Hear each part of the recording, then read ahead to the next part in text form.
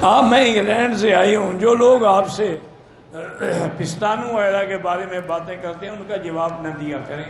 मेरी बेटी में क्या करूँ? अगर मैं जवाब न दूँ कहेंगे जी हमारी पर्ची पड़ी नहीं है, फेंक दी है।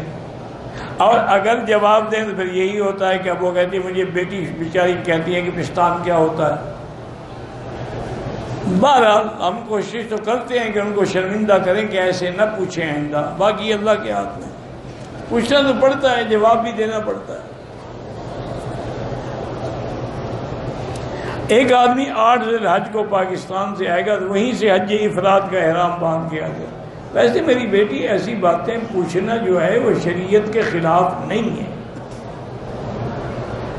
एक औरत आई हजूर की खिदमत में, सही हदीस है कि हजूर ये बताएं कि अगर मैं हैज से पाक हो जाऊं तो गुस्ल कैसे करूं। हजूर ने बताया कि पहले कपास अंदर रखो कुछ देर, ताकि तसल्ली हो जाए कि वाकई तुम साफ हो गई हो, कपास पे कोई दाग नहीं लगा। उसने कहा जी मैं अंदर कैसे रखूं।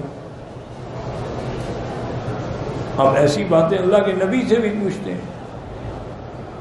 बीबी आयशा ने भी उसको पकड़ा, कहा इधर आ जाओ मैं समझा देती हूँ। तो ये बातें होती हैं, पूछा जाता है।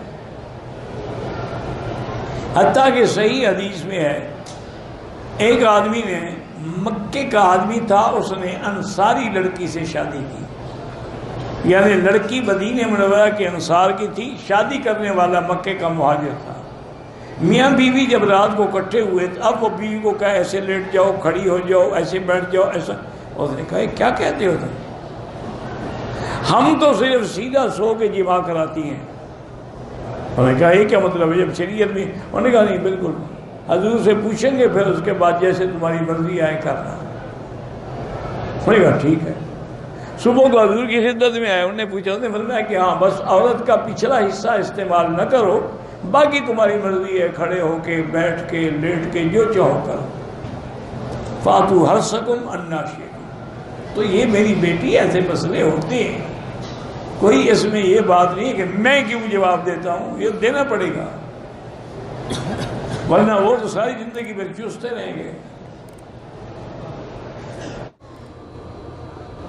कहते हैं कि जो लोग आपके लिए पर्चियां जमा करते हैं उनसे कहें कि वो बाद बेहुदा सवालात होते हैं वो न किया करें। फिर अगर हम जवाब न दें कहेंगे हमने पूछा था जवाब ही नहीं दिया।